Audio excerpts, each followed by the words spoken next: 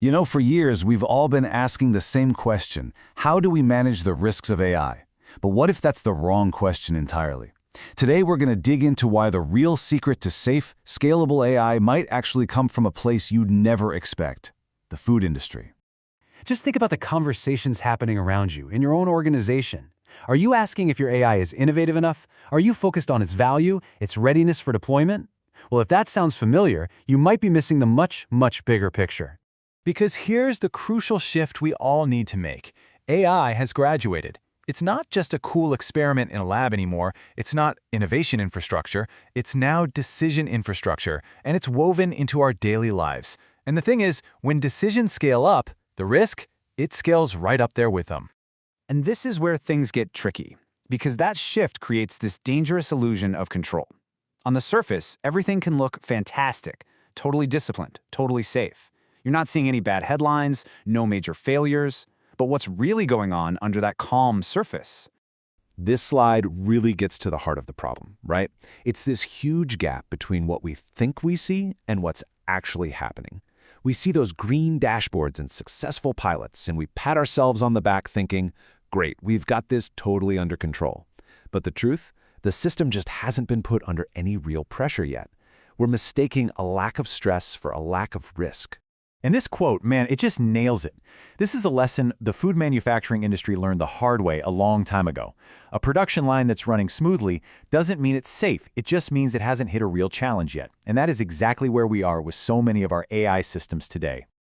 Look, if your whole game plan is to wait for something to blow up before you figure out the rules, you don't actually have governance. What you have is incident response theater.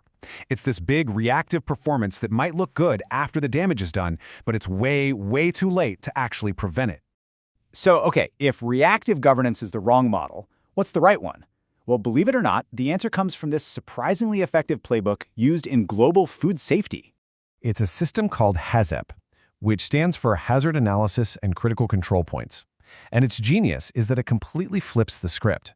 It shifts the focus away from reacting to failures and toward proactively designing a system where safety is just baked in from the absolute beginning. It's about designing a kitchen that doesn't make a mess in the first place. And this isn't about some vague, high-level principles. No, this model is built on real, boots-on-the-ground operational control. We're talking about clear ownership, who is responsible, defined decision rights, established paths for when things go wrong, and consequences that everyone agrees on beforehand. This is governance that actually works at the speed decisions are being made. What's really cool is that this entire approach forces us to completely redefine what we mean by foresight. It's a word we hear thrown around all the time with AI, but most people get it completely wrong. So many people think foresight means you have a crystal ball, right?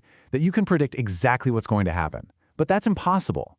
True foresight isn't about being psychic. It's about system design. It's about accepting from day one that pressure will come and then building resilient systems that can handle that stress when it inevitably arrives without breaking. In the food industry, you've got these constant pressures, supply chain issues, sudden spikes in demand, things like that. Well, our AI systems face the exact same kinds of pressures: volume spikes, data drift, time compression. The only difference is, with AI, this stuff happens in milliseconds. A model can drift, and a bad recommendation can cascade through an entire system before a human can even blink. And that is why designing for this stuff beforehand is so absolutely critical.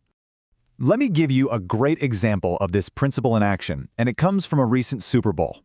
It perfectly illustrates the difference between a system that's just quiet and one that's actually governed.